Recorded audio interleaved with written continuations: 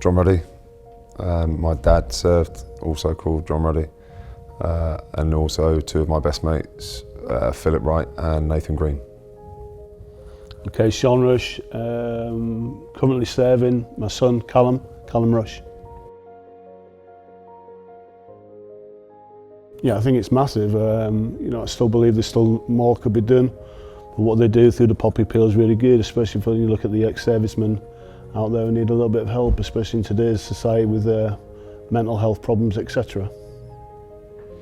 Yeah, I think that's spot on. I think it's more what needs to be done post their time in the military, because I was fortunate enough a few years ago to be able to go down to Tedworth House and see all the great work that they were doing down there in terms of rehabilitation and stuff. But a lot of the problems that they were facing were mental issues and post-traumatic stress disorder and everything like that, which obviously it's not a physical injury, so you don't see it, but it's very much there.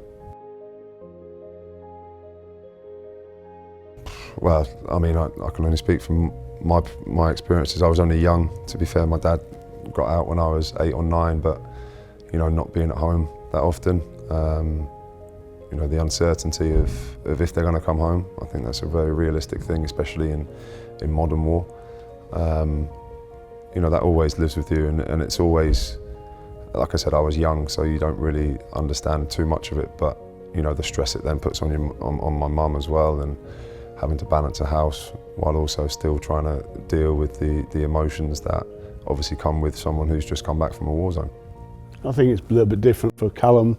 He's a lot younger than that, so it's like, he misses a lot out on just normal social life, but that's the route he chose to take, so he gets on with it. He has a little moan now again, and he's out in Baghdad at the moment. I think I had a phone call off him the other day and he just moaned for an hour, so. But no, he just misses about on that side of things when it comes to Christmas time and things like that, so yeah. Yeah, massive, it's like, you always, as a parent, you have that fear factor, and some of the things that I hear I don't want to hear, but but every time I see him, and yeah, definitely the whole family are really proud of him. So yeah, same. I think obviously it was back in the day, it was slightly different. Today's world is a different world, and two of my very good friends who are currently serving at the moment, they've both done tours of Afghan, Iraq, been out to Kenya, Libya, wherever you want to think of, they've been.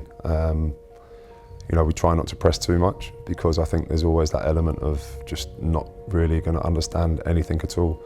And we let them open up and speak about it as often as they want to, or as little as they want to. I think that's massively important to understand that.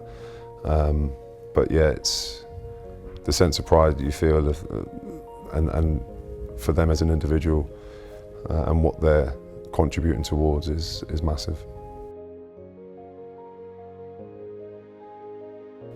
I think today's world is so different to what it was back then, and I think the reason for that is those people who served long before our time and who have given us, and it's banded about every year, so the reason we are a free nation is because of the people who served in the world wars and stuff, and that should never be forgotten. And obviously now, with us moving into a modern warfare situation where we've been involved in conflicts that aren't ours, but we've got involved in and helped as much as we could, those people should never be forgotten as well.